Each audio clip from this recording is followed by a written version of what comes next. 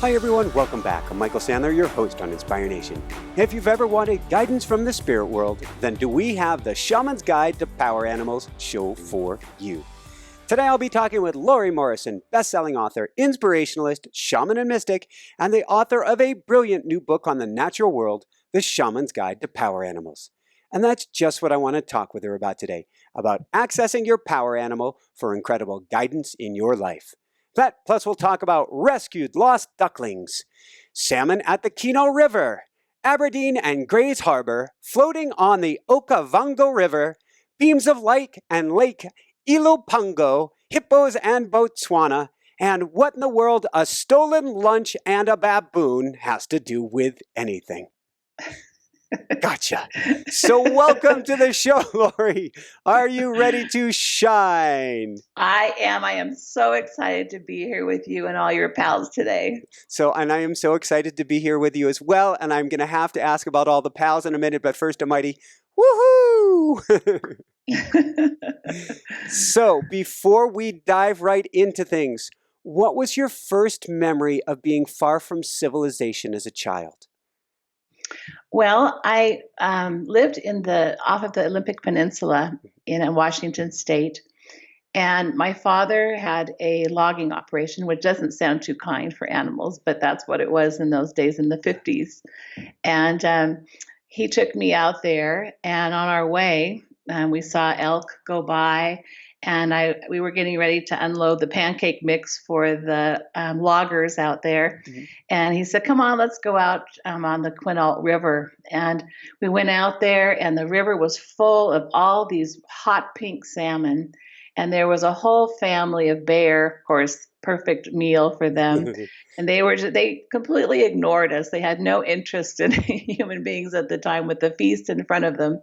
And so I saw the bears at that time. And it was like finally out of civilization and realizing that there was this whole other world out there that I had never experienced as a child. It's phenomenal. And if we move forward in that story a little bit, I'm thinking about this and I'm seeing it in two directions, actually. First off, there was if I understand right, a duck that you rescued on the side of the road. But since there's always symbology and meaning, symbolism and meaning, you could say, behind everything, I'm not sure that didn't mean that you weren't the duckling. Interesting. Yes, because, there's always something if you see an animal. It's never like, oh, an animal just crossed my path. That is never enough. You have to go further. Like you're saying, there has to be something deeper and a much more profound meaning about what you're seeing. So definitely you have to go take that extra step. And, when I think back about the time, we were driving down the road and the little duckling was all by itself. And my father got out of the car and looked around for the mother and was hoping to find it. And we didn't find the mom. So he picked it up and we took it home. And I think about it because in my family, I was always kind of the alien creature that had arrived. And I remember that movie with E.T. where the mother opens the closet and she looks in there with all the stuffed animals and E.T.'s in there. I always felt like that was me. And so when they had they found the little duckling, it did kind of bring that back, that feeling of kind of being this maybe a little different than everybody else in the family and having, being very empathic and seeing the world in a different way. So it sounds like you were very connected. You were very connected to nature during your childhood. In fact, you had neighbors who had a large koi pond. You'd sit there for hours. Dragonflies would dart around. But over time, you started to get disconnected, didn't you? Yes, I did. And I think that there's so many of us who kind of, we have that childlike experience with nature and we see it through the eyes of a child, but then it gets complicated. Life becomes about the materialistic, about, things that we can touch and feel. And I think, I go off to college, off to the game of achieving everything that I could possibly achieve. And so it was really lost to me. I had really not that connection anymore when I was in the business world and in the success world. You had one glimpse, though, from a shaman that there was something more, that you might be able to connect with another world. We didn't know which world, but you would be able to connect later on. What was that? Well, it was interesting. I did. I had a friend of mine who at one time took me out into the Arizona desert to meet a shaman, and the shaman. It was kind of a whimsical thing. I really wasn't into this. I didn't even know what a shaman was, really. I just, went along for the ride. And when I got there, he kept looking at me. His cat kept coming on top, hugging me and snuggling and everything.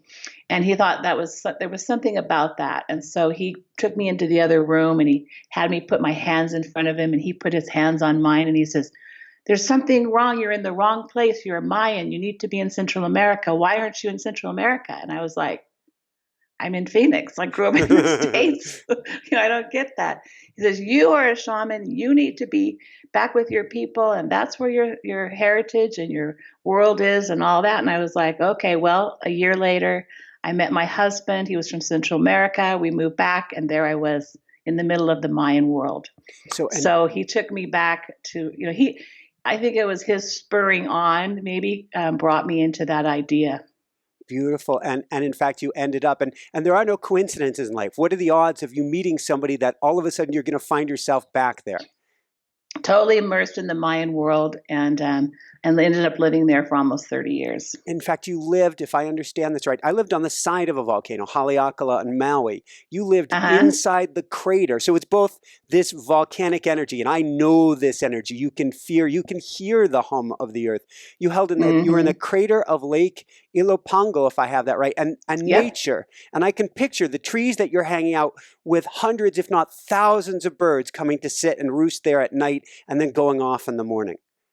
Yes, it was an interesting place. We had about 80 acres there, and there were no roads into that area when we first went there. So we were the first people to actually go in there and step into that world, and it was it was truly life shattering. I had I just didn't know what it was like to be totally immersed in a place where really nobody had been for years. In fact, the police, when they had found an animal in the markets or whatever, or saved animals, they would always take it there for, maybe 50 years. They would use it as like a sanctuary because there was no access. It was very difficult to get into because it was a volcano and the slopes were very difficult. So it was like being immersed in this like having your own sanctuary around you and just being that one little piece inside of that sanctuary was probably the thing that was most kind of shocking to me, because I always kind of felt like I was at the top of the food chain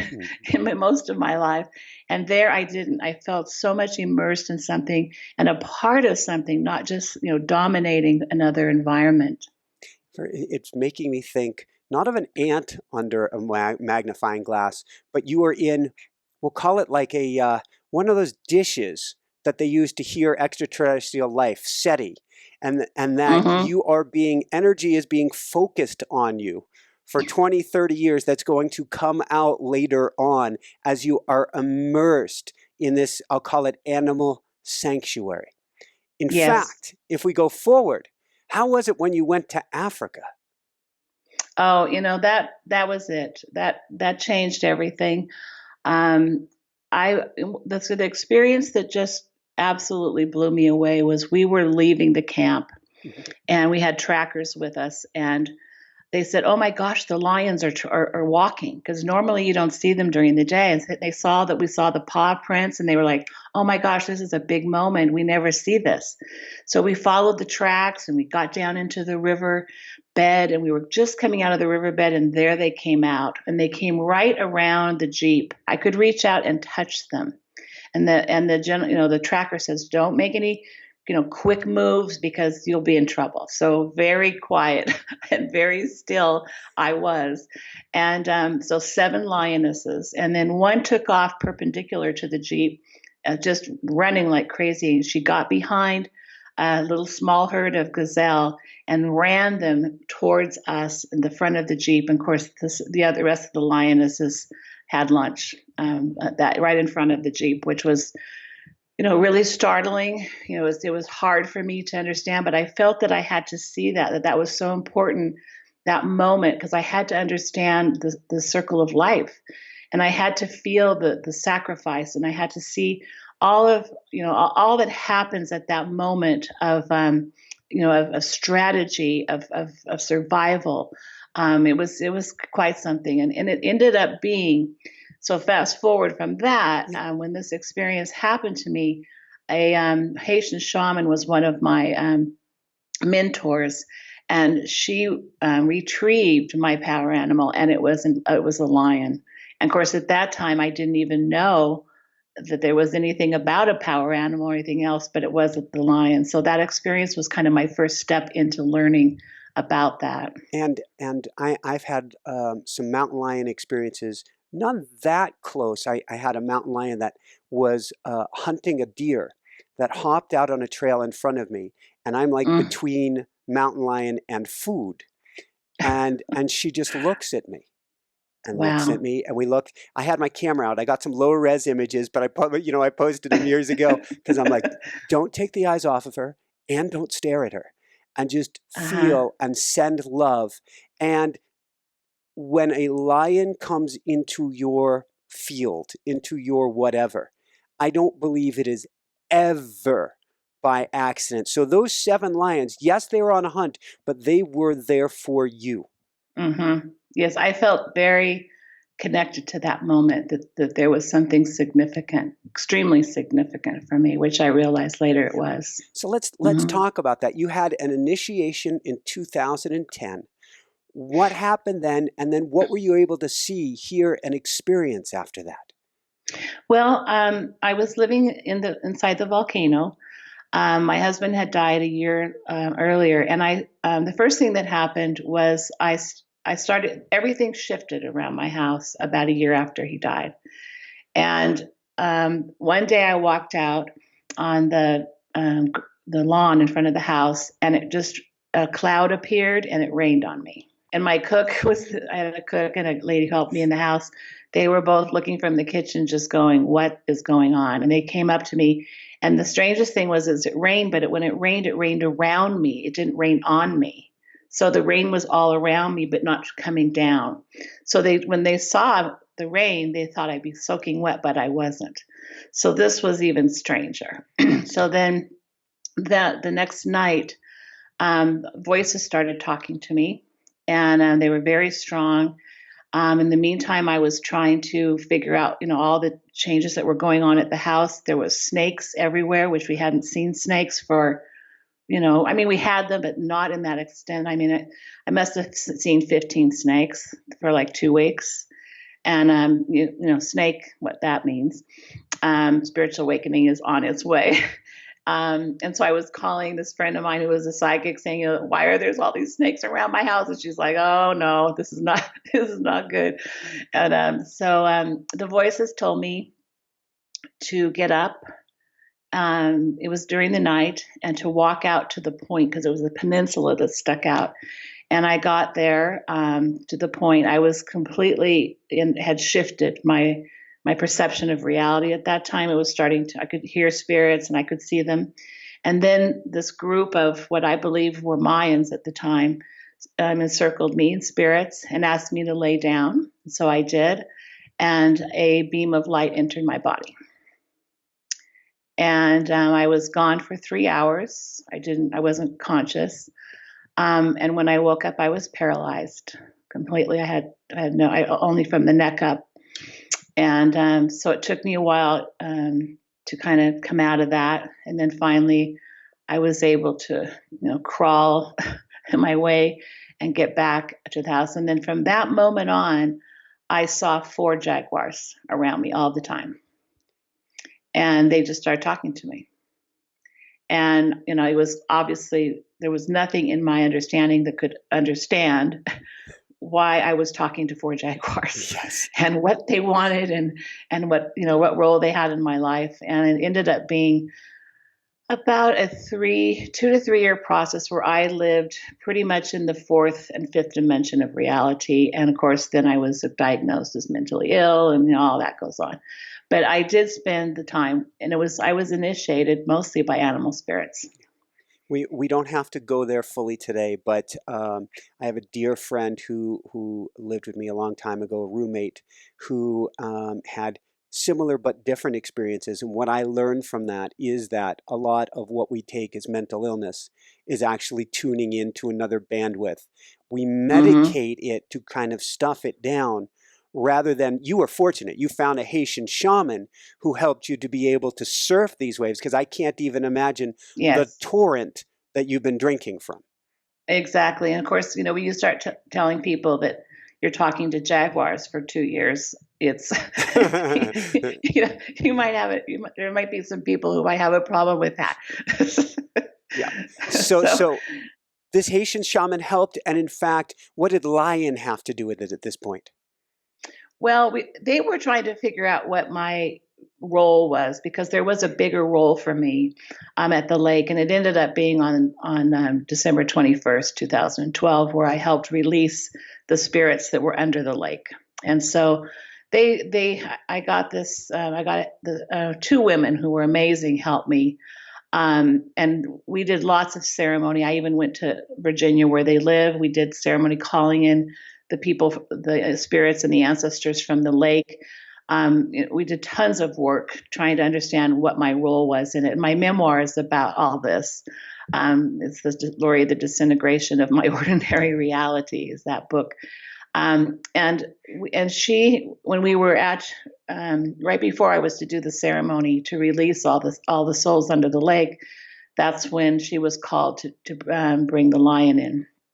And we did it in her circle. And she brought the lion from the spirit world. And as is the tradition in shamanic practice, you bring the animal back and then you blow the essence and power of that animal into the person's heart chakra. So she did that to me. And since then, I've been working with Lion. And Lion, how she works with me is she heals. She's a healer. So when people come to me, she's always there and she's talking to me. She's telling me, look at the thyroid, look at this, look at that. And she brings me information from cutting edge science and helps me work. She's very cosmic, very, very cutting edge. And she also has like X-rays, eyes. And so she'll sometimes come in and I will be able to see through her eyes into the body of a person so that I can see where the dysfunction is in the body. So it's given me some medical intuitive capabilities because I had this spirit animal working with me. Very, very cool. So I want to talk about from there how this book came about. But now at the beginning of the show, you mentioned something about, I think it was myself and my circle of friends or something like that. Or your pals. My pals. What were you referring Yes. to? Who were you referring to? Well, it was very interesting today because before I got on the show, they're always around me. And especially since I wrote the book, it's very easy for me to detect the vibration of certain animals. I channeled almost 200 of them. So, it's hard to remember every 200 vibration, but there's certain ones that come in. And when I was preparing for our session today, I had a mouse. And not only one mouse, but lots of mice. No. Okay. Wow. Okay. Wow. I just took her and put her in the closet. Mice keep coming to the house. I keep rescuing them, taking them, driving them down the hill. They keep coming back. I have a mouse in my closet right now. She was out sunbathing in her little cage. She'll only be there till it's warm enough for me to release her. But the odds are she will actually keep coming back. And so I have a list of animals to talk with you about. Mouse is number one because mouse... Okay, tell me, we're skipping everything. Mouse energy, this mouse, other mouse. I've talked, everybody who's listened to my show has heard me talking about the mice that's been going on for the last 6 months. They just keep coming, and I'm so loving and kind and gentle. I want to do everything I can to help and love and take care of them. Oh, that's a riot. Yeah, because all this morning I had mice around me, and I was like, what's with the mice? around all the time. And they're like, no, we want you to talk about us. We want you to tell him all about the mice. So here we are with your pals, the mice. So tell us about the mice as mouse, and maybe as power animal, and what you can tell about what they have to share with me. And am I doing the right thing? I catch them in a safety trap, and then if it's not too cold, I put them right back out. If it's cold, I wait until it warms up. This one I actually had to nurse back to health for a few days. It got too cold, and it's in the garage. Oh wow, that's pretty amazing. Well, in each one of the book, from each animal, I asked them to give me like this really profound message for humanity. So the message that the mouse gave me was, there is so much you do not see from my perspective. I'll buy that. Okay. And, you know, when the mouse shared that with me, I thought about a lesson that I learned about nature.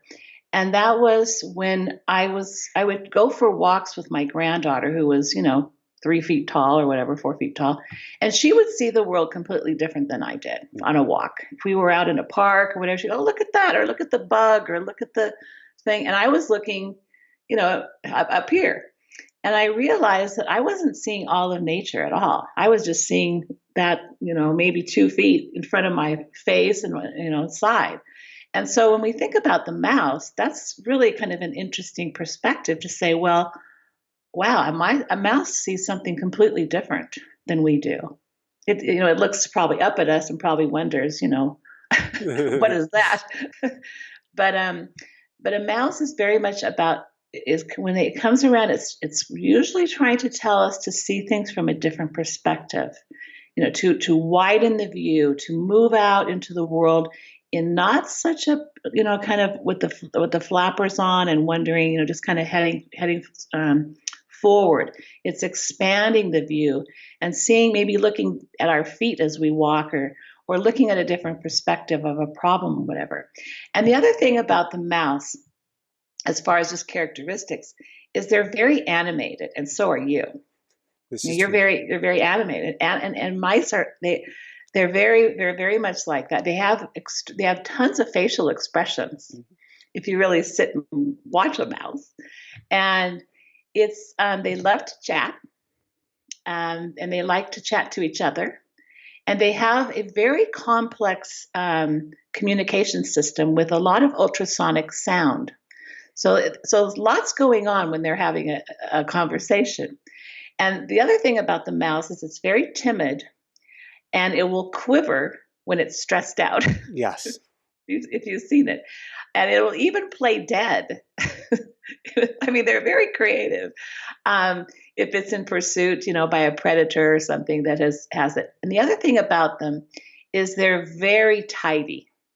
Are you tidy? I have gotten so much tidier over the last year. I'm looking at a studio where we took everything from the garage, where we started parking a car recently, and I ended up in the studio this week, and I neurotically, meticulously put everything away that I possibly could. So I'm getting better there. Okay, so you probably had the mouse come to help you, because they're very good about tidiness. They designate separate areas for different functions. Like one thing is for eating, one thing is for sleeping, one thing is for going to the bathroom, one's for sleeping.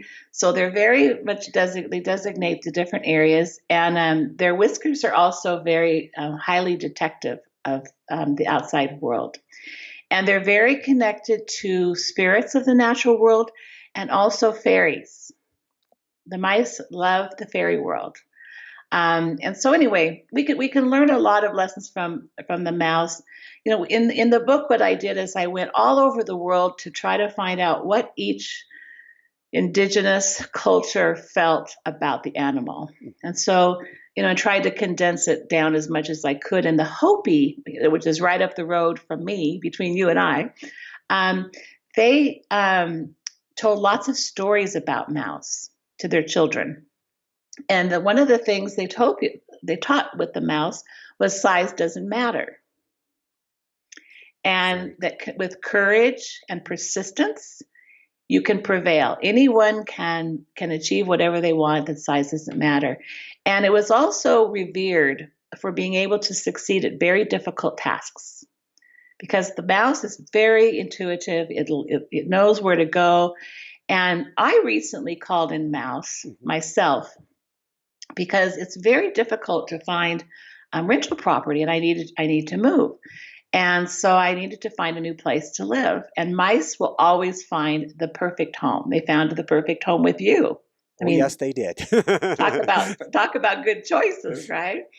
And so when I set out in my car one day to go look for a place, I called in Mouse. And I said, Mouse, I need you to come in. You're good at finding a good place to live, a comfortable place. So called in Mouse. And in this terrible, hard to find rental market, I found a house in 10 minutes. Wow. It just guided me down this one street. It wasn't even listed. There was just a little sign with a written phone number on it in front of a house. And I was guided to call that number, and that's where I'm moving. So Mouse helped me find a house. Beautiful. So I want to dive into a bunch of other animals. Can you tell, is there a way to connect with the animal when an animal comes into your life like this? My assumption is they would be much rather, they're here to share something with me and then get them back to nature. That's their home. Yes. They love human beings. I was kind of afraid to see what they might say about us. And we haven't been the best partners on the planet. And now we're talking about all animals in general here. All the animals I channeled, yeah. And I was a little, kind of, as I started out the channeling, I was kind of thinking, I hope they're not going to, be too upset with humankind. Most of them weren't. Most of them found us interesting. And I think they also felt, they were very honored first to even have a voice through the book. So I think that was, that for me, that made me feel really good about the project, because I felt like I was becoming the voice of the animals in front of humanity. And it also, the other thing that was probably the most startling when I did the research was most of the animals have been here for millions of years, not hundreds of thousands, millions. Some have been 30 million, 40 million years. So if you think about that, who has the most knowledge about living on the planet? I believe we didn't come very long ago. And so for me, these creatures had more information about how to get along living on planet Earth than we could ever demise, or understand in our entire being. They're here, as you say in the book, they want to help us. They have so much love and kindness and compassion and empathy. We, Jessica, my wife and I, are surrounded by animals, and we'll get to that in a minute here. But we can't help but have a little hole in our heart going, oh no, what is going on? And I believe everything happens for a reason, and there are huge positives here. But what are the animals telling you? Well, they feel like we do that there's a change. And they feel that humanity is moving into a softer and more gentler way. But I felt like there was never the time for them to come forward. In fact, there wasn't the time in many of the Mayan prophecies either. Everyone kept a lot of this information kind of, hidden, and we were all waiting for the story of the condor coming together with the eagle, which was the Mayan prophecy and also the Hopi prophecy. And so the whole prophecies were even built on animals, the understanding of them.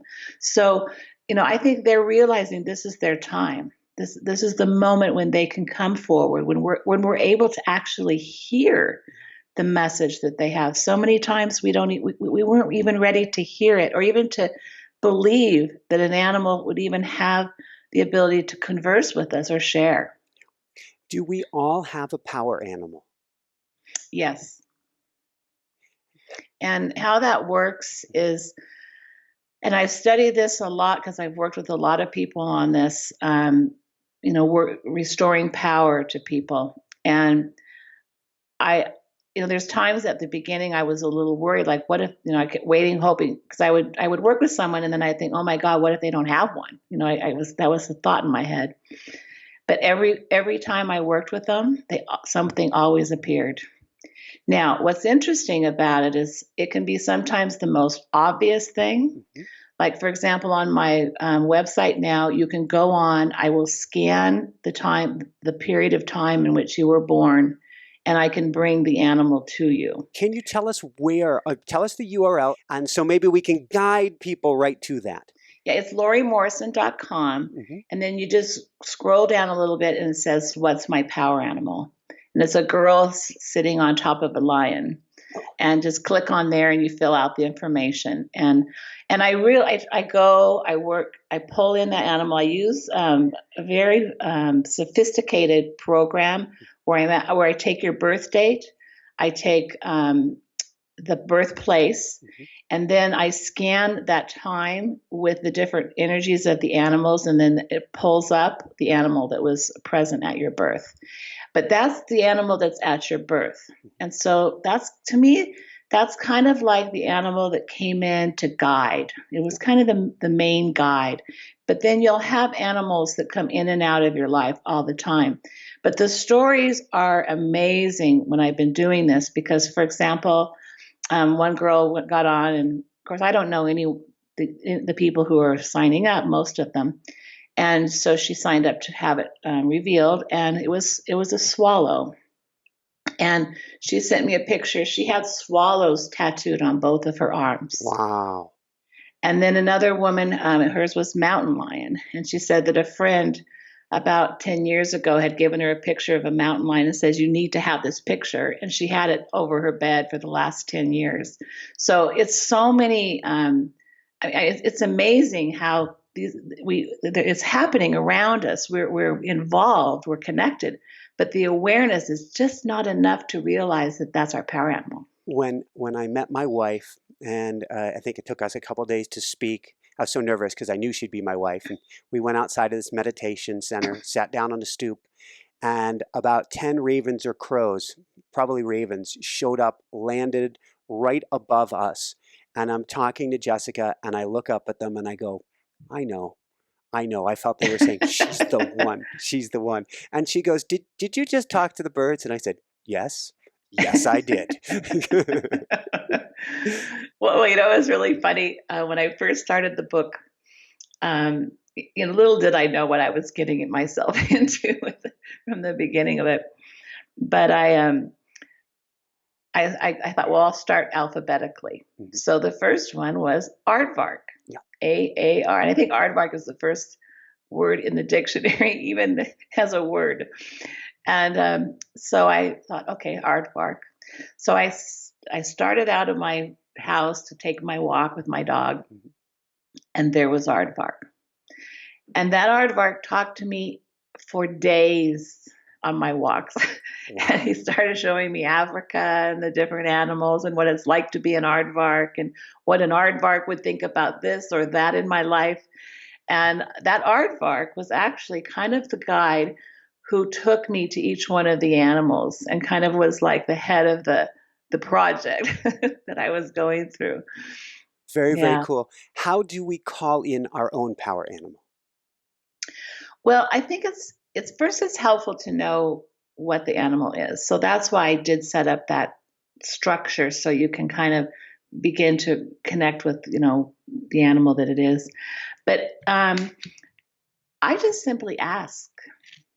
And I think this is one of the things that we try to do sometimes spiritually, where we think there has to be some kind of fancy ceremony and, that I've got a drum and, put something on my head and run around. And the truth is, when I wanted to work with my mouse, I just called him and I said, come on, we're going house hunting. So when I knew the characteristics, through the book, I was able to realize, okay, this animal would be good for this or that. Then I just start calling them in. And then I put their spirits to work. Now, in the book, I also have how to call in the 4 directions, because each direction is an animal. So if you're going to do a ceremony, there's there's 4 animals in the north that you use, and there's 4 animals in the south that you use. So you, depending on where you are, you can call them in, and they're kind of the gatekeepers of the spiritual session that you're going to do. So I always use animal spirits to be to be guardians for ceremony. And so you can do that, or you can simply just, like I said, just call them in and work with them with their powers. Very, very cool. I want to talk about a whole bunch of animals. Before I do that, Jessica, my wife, she's pregnant now. It's actually in the fall, she had a miscarriage. We're pregnant again. And ever since she got pregnant, we have 2 rescued feral cats. And one of them is Sir Meowsers. He holds space over this house. We know that he is watching out for her.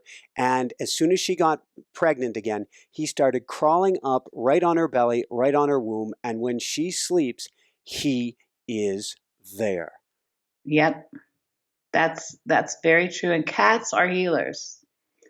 In fact, in the old days, mystics and healers always had cats around to support their healing. And so the feline energy is very much the healer energy. When my husband was diabetic, he lost his foot. They cut the foot off, and the cat would lay on his 2 feet all the time, trying to heal. So cats are wonderful healers. Yes. Beautiful. Mm-hmm. So let's talk about some specific animals that come around in our lives. And maybe we'll go through them kind of quickly because we've had a lot of animals come around for us.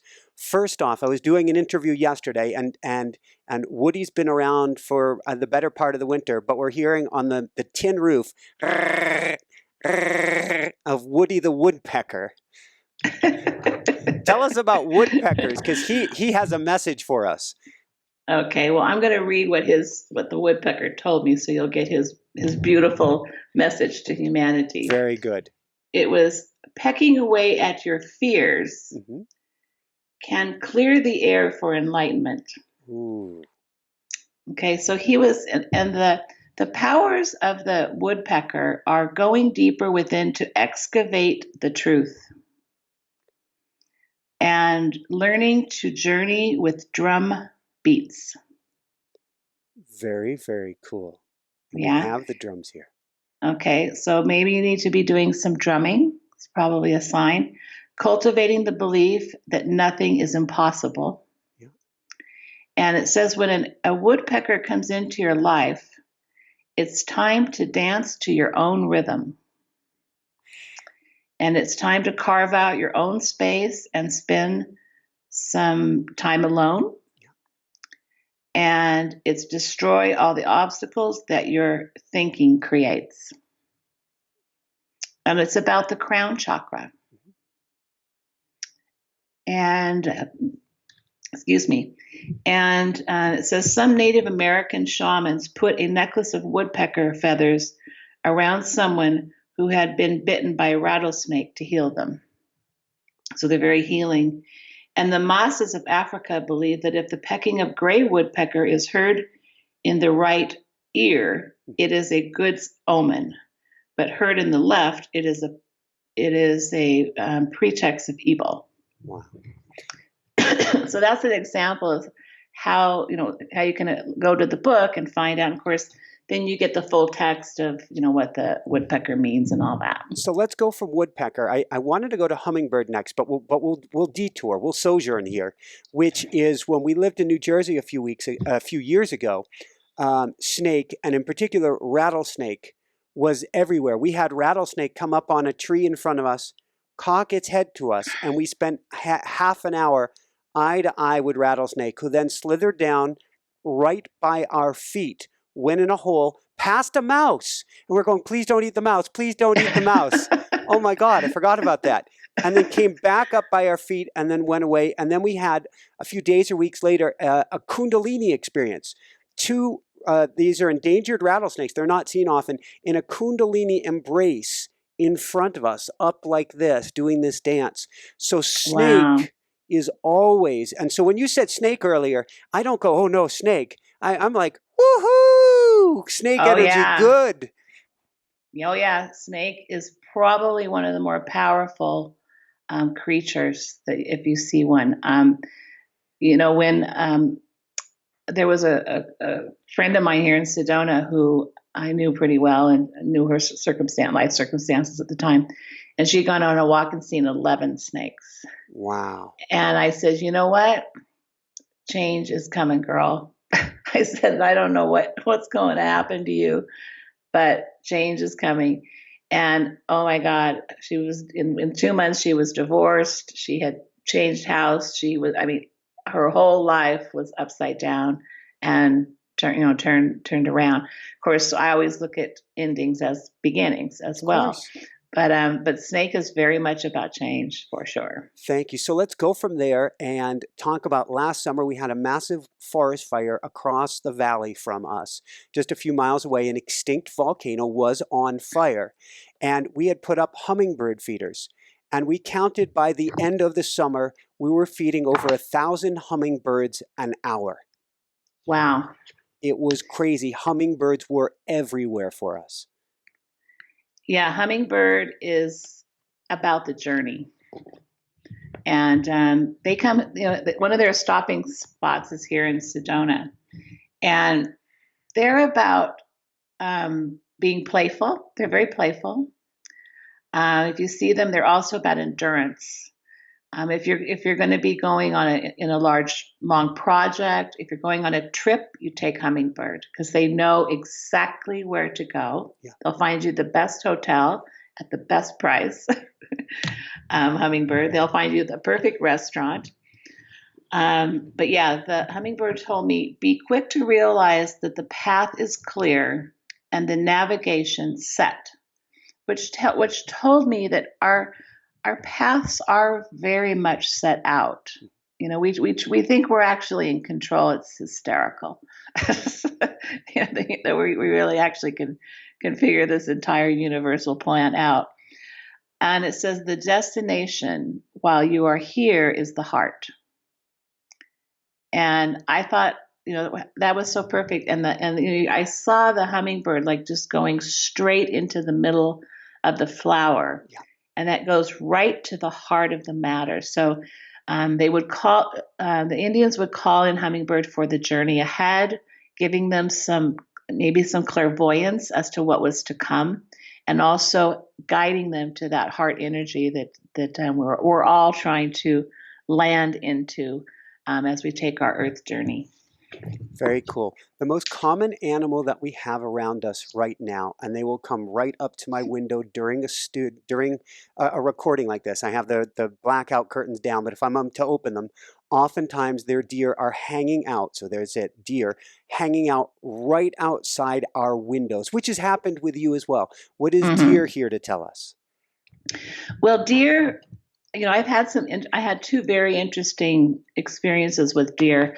I was in a healing session and a major buck started peeking in the window. I love it. and my client was like, and I couldn't see it because the window was behind me, and he's kept going. And I started to tell him the story of the deer. And I don't know that the deer is standing right behind me. And he's like, Lori, there's a deer. But what the deer told me was, in my eyes are the possibility for deep-seated compassion and heartfelt love for our planet. And when I shared the information from the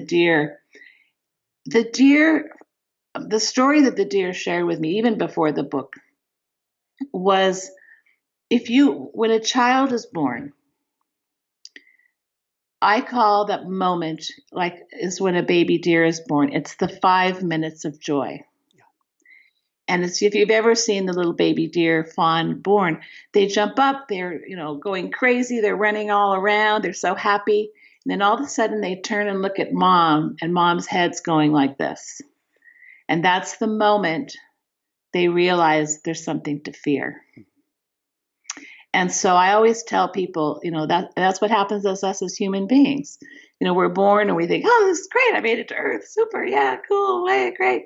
Then all of a sudden we realize there's something to fear. So the deer comes a lot of times to teach us to go back and learn what that frequency is. What is that moment? What does that 5 minutes of joy feel like? And teaching us how to move out of fear and be that childlike and inner child moment that we land on the planet when we really have nothing, no obstacles at that point in our thinking. Beautiful.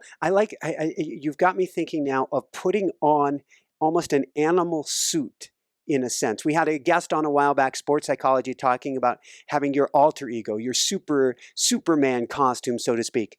I love running mountains and just going from the bottom straight up as hard and fast as I possibly can. And in the summertime, if you catch me, in the winter I don't say it so much, but in the summertime, I'll find myself saying, I am Billy, Billy the goat. Yeah. Well, I was driving back from Colorado a few months ago, and sure enough, as I was going down the I-70, I think it is, that goes through the mountains there's like 7 goats sitting by the side of the road as I'm driving by at 5 o'clock in the morning. Saying hello to you. And I'm like, okay, hi guys. Because of course, at that time I was channeling all kinds of animals. I was probably doing goat the next week. So yes, definitely. Mm-hmm. And then I have one here, and they were all around me on Maui, and it's the only animal. I keep feathers on my desk.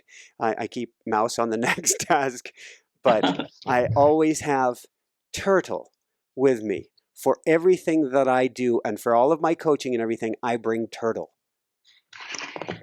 Turtle is a great power animal I like it for children who are bullied.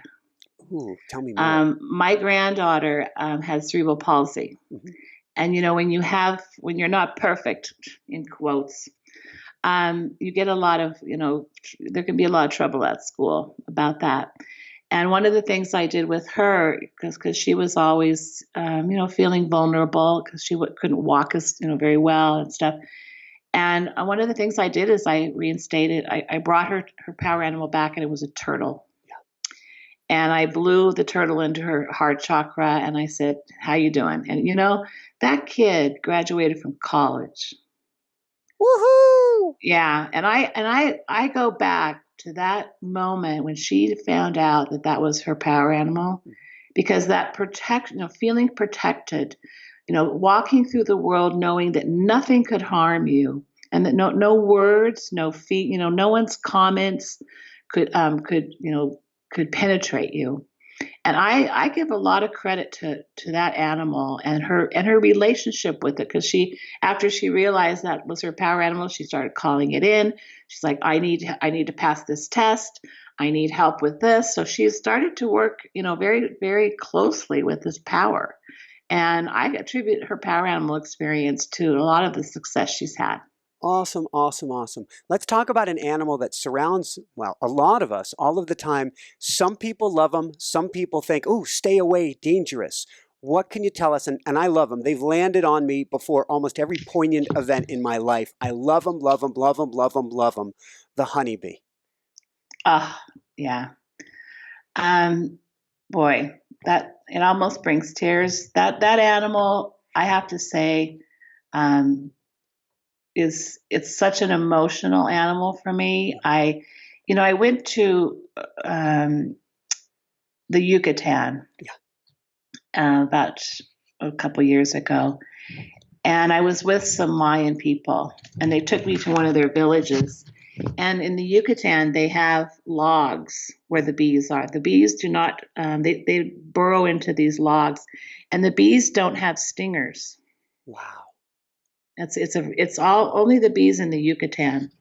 And I thought that was so interesting. I was fascinated by that. And then I realized from the download that I got at the time is they said, because in the Mayan world there was so much peace and there was so much understanding, the animals did not need the protection. And I was like blown.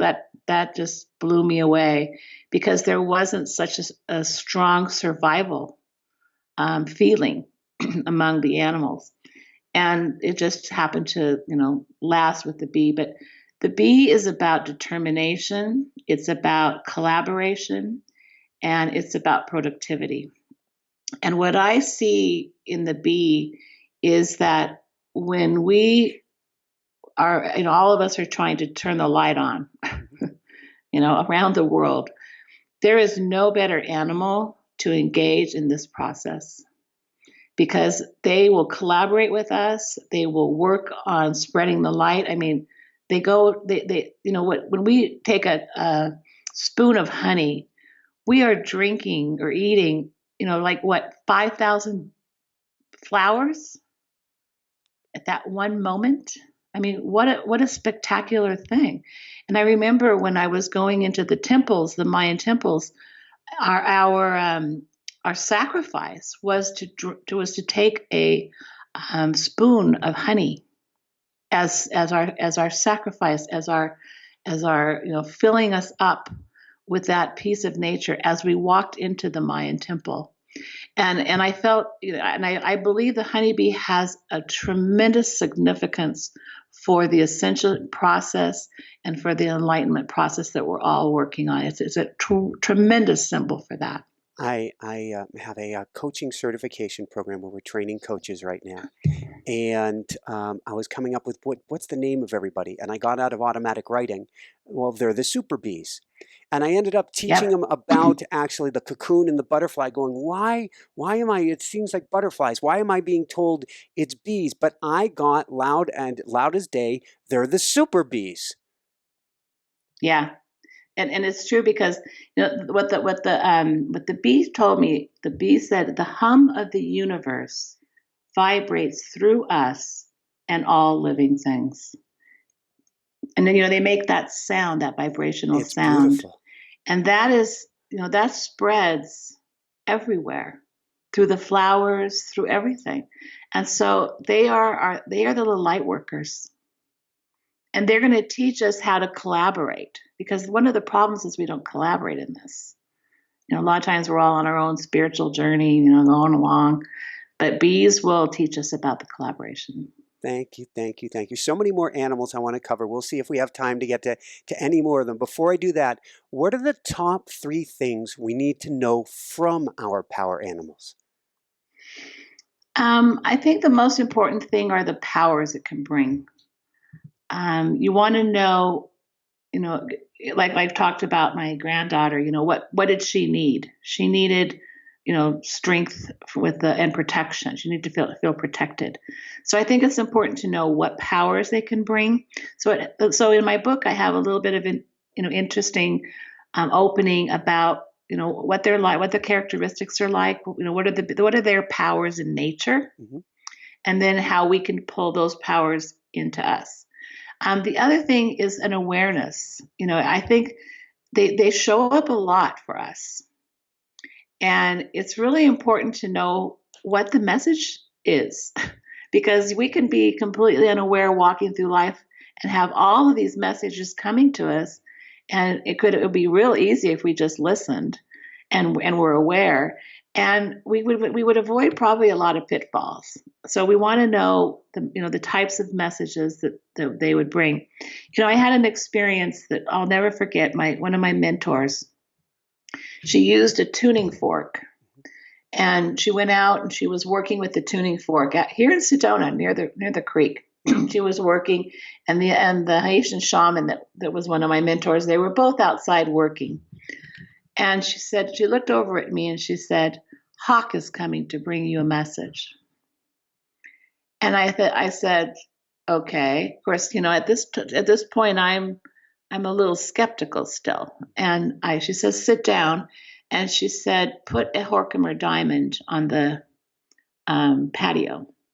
So I put it there.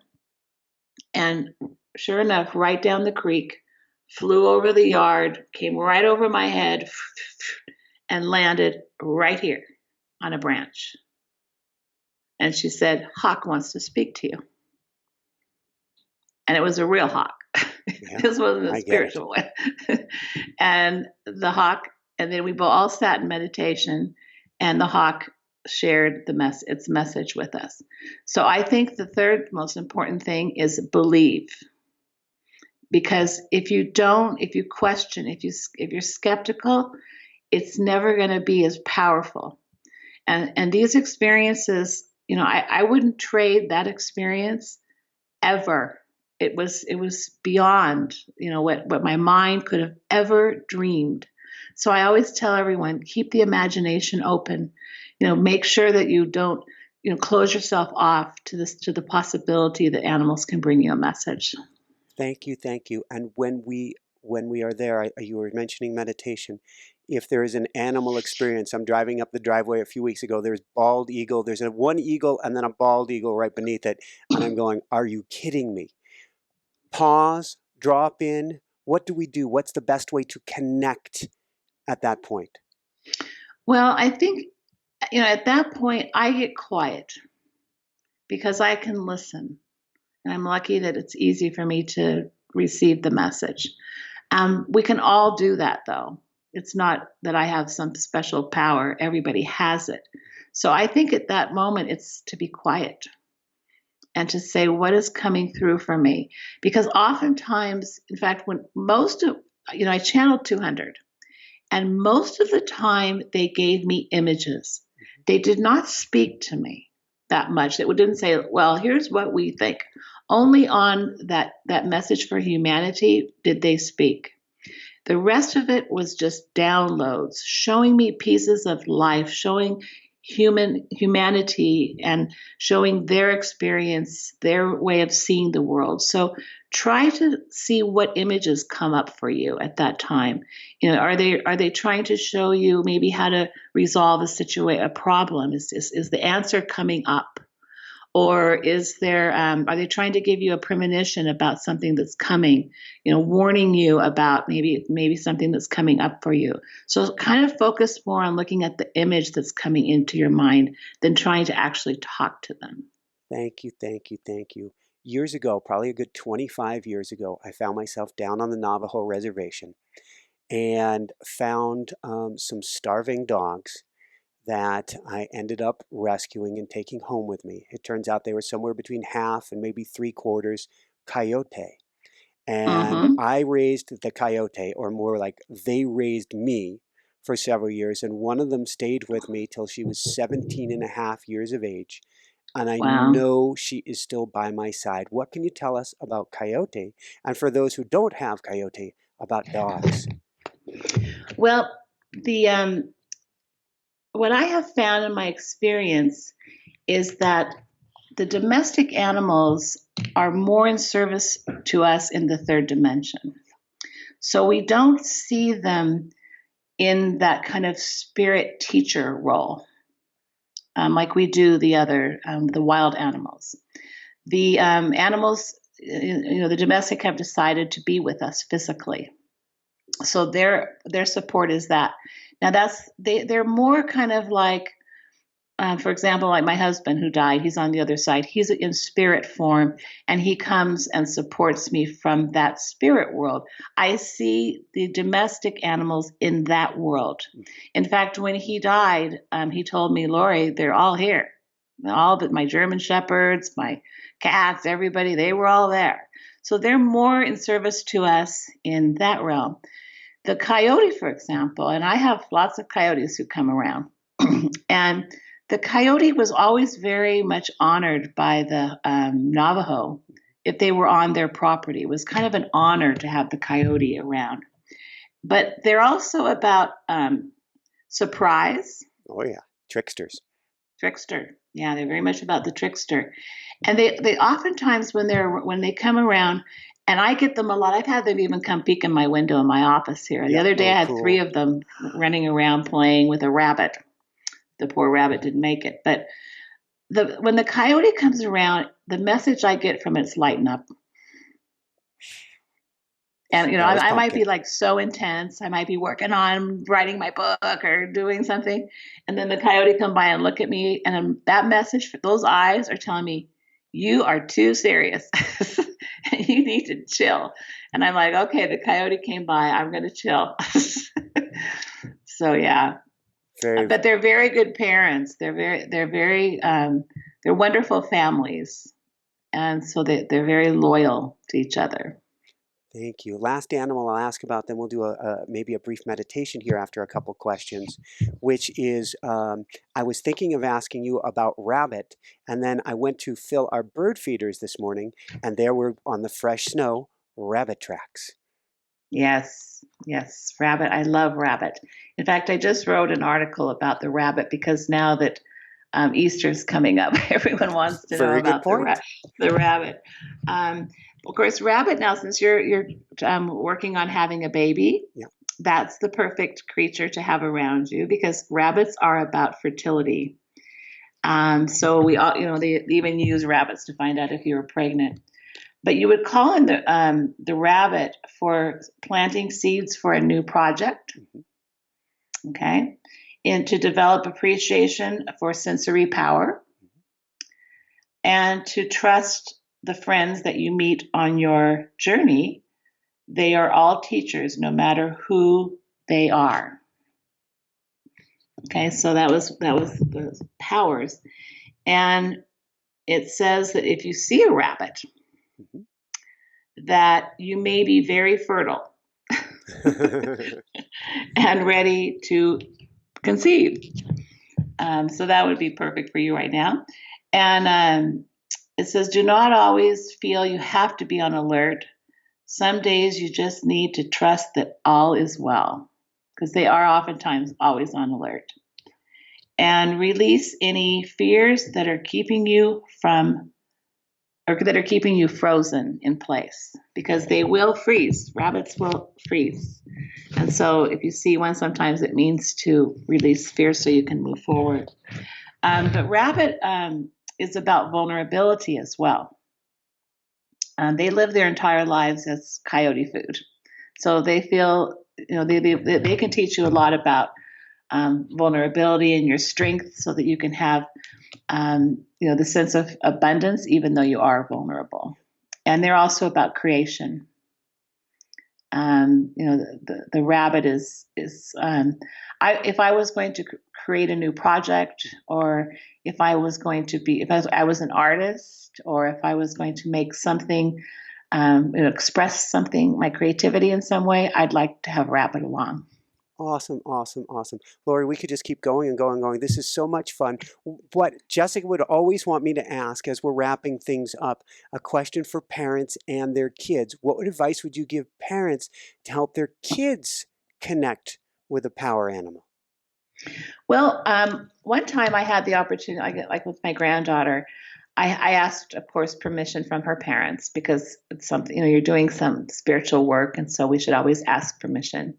But then I thought to myself, kids are so smart. They probably know who their power animal is. They don't even have to, go through my little program or do anything, because they're so aware.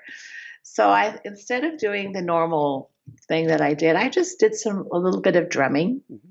And I said to her, okay, let's go. We're going to go down into the roots of the trees, and we're going to go down to the underworld, and we're going to go see what you see down there. And I was, of course, watching and going with her through. So we did that. And she looked at me and she said, it's a male lion. And that's exactly what I saw. And she said, that's it. She says, but I didn't need to go under the tree and down the roots. I said, oh, really? What was the deal? She says, oh, it comes to my room every night. So I went, okay, perfect. Everything's fine. But, it did help her a lot, because when she knew she had that spirit animal, I had difficulty sleeping. She was always terrors, night terrors. And so we taught her that when that happens, you call in your lion and you have your lion sit there, and he's going to be there awake while you're asleep so that you're safe.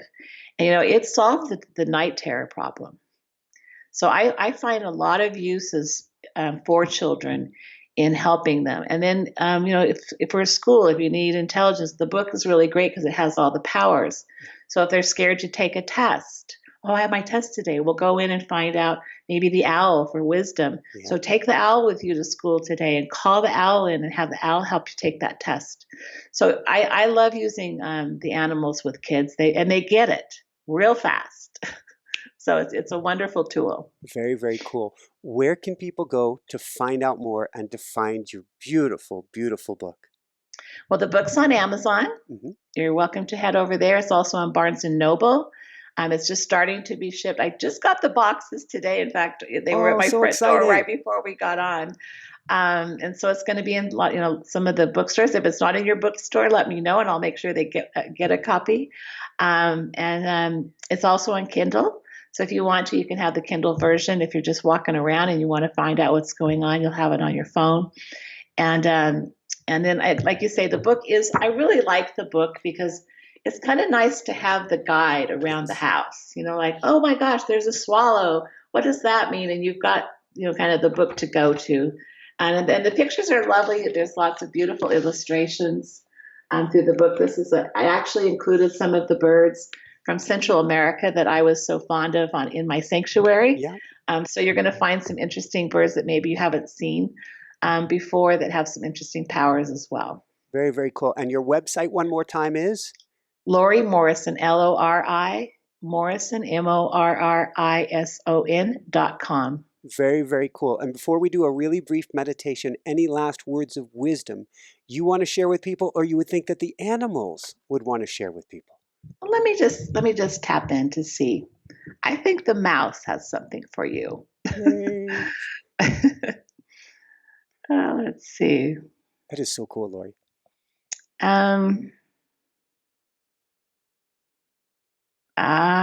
Okay. He's talking to me about family. The mouse is there for you to understand, kind of, or to bring the energy of what it's like to have a family unit together. It's kind of like you're moving from the family being your mom and dad and her mom and dad, and kind of that these two families. It's now about you making one. And it's a very yummy family energy about kind of shifting the way you perceive family. Thank you, thank you, thank you. Woohoo! Mm-hmm. Yeah, very nice. Would you have time for a brief meditation or guided journey for us? Sure. Let's go to the underworld. Excellent. And see. Maybe you can, just like my granddaughter did. Maybe you can find yours. Cool. Okay. All right. If people are driving your cars, you probably want to do this later. Yeah. Unless you find something next to you in the seat, or something passes you right now, then you probably that could be your power animal. Okay, so let's just take a deep breath. Okay. So to enter the lower world, we want to find a way to go in. So we want to look for a tree. Maybe think of the tree in our backyard. Maybe there's a place in the ocean. If you live by the ocean, you can just go diving in the ocean. In a lake, anything that would take you into the inner world. So kind of choose that spot. And then we're going to, if we're at a tree, we're going to maybe look for a little hole in the bottom. Maybe there's a place where the root enters the ground. We're just going to kind of follow that down into the earth. We want to get down into the inner world where they live, where they reside. So let's follow that down. And you might see little caverns, you might see crystals, you might see some of the mineral world there as you're going down. Then we're going to look for some light, look for an opening, because we want to go into that landscape that would be the underworld. Okay, when we pop out, we're going to see some light. And we're going to look around. We're going to just observe. And now let's go find a place just to sit. And let's just sit down. And now what we're going to ask the animal kingdom there, we're going to ask that an animal appear.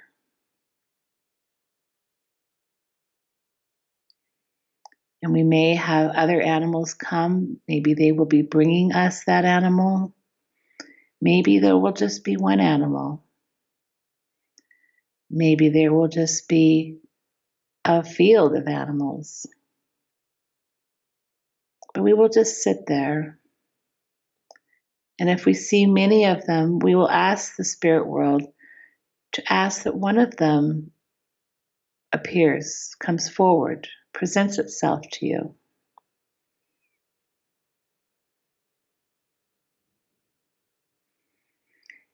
And as that animal comes forward and presents itself to you, we're going to ask the animal for its permission.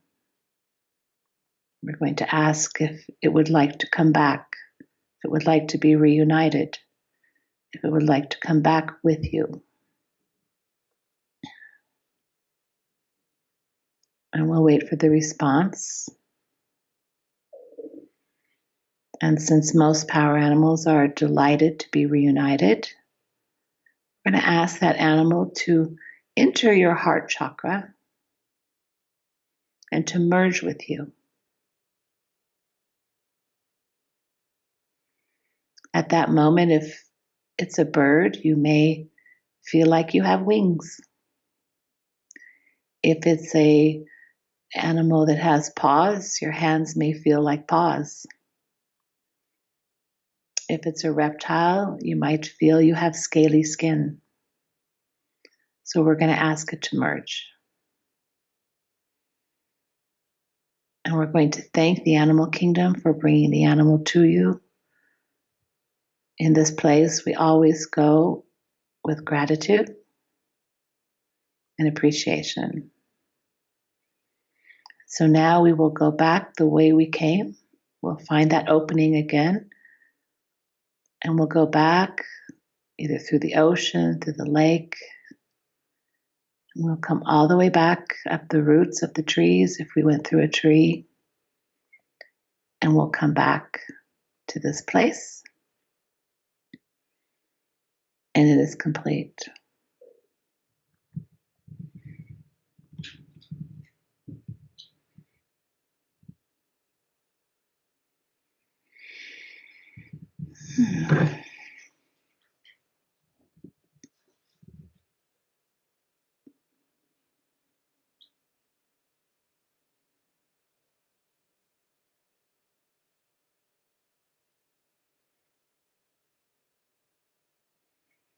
And you should be now feeling the energy and the essence of the animal.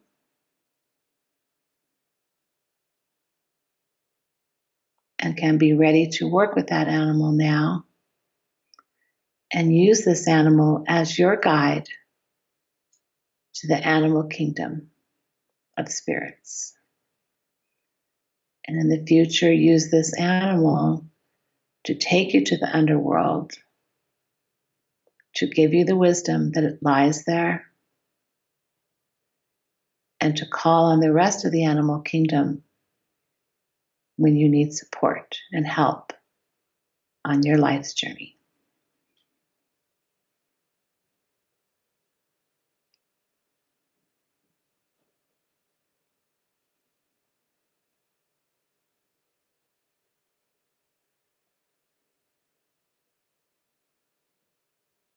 Aho.